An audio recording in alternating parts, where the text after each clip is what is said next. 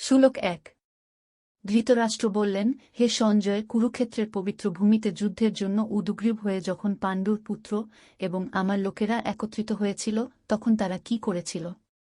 শ্লোক ২। সঞ্জয় বলেছেন, পাণ্ডবদের সৈন্যবাহিনীকে যুদ্ধের সারিতে সাজাতে দেখে রাজা দুর্যোধন তার শিক্ষকের দ্রোণ কাছে গিয়ে এই কথাগুলো বললেন। শ্লোক ৩।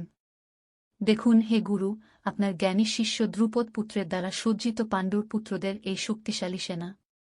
শ্লোক ৪। এখানে বীর পরাক্রমশালী তীরন্দাজ ভীম ও অর্জুনের সমান যুদ্ধে যুযুধন, বিরাট ও দ্রুপদ মহানকার পরাক্রমশালী যোদ্ধা। শ্লোক ৫।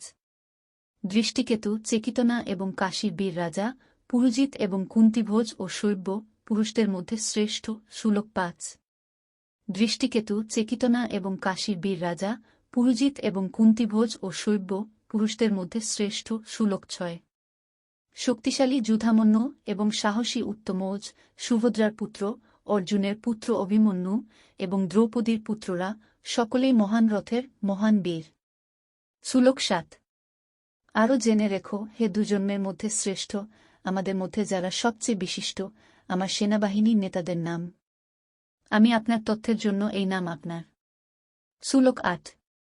তুমি এবং ভীষ্ম এবং কর্ণ ও কৃপা যুদ্ধে বিজয়ী, অশ্বত্থামা, বিকর্ণ এবং জয়দ্রথ সোমদত্তের পুত্র।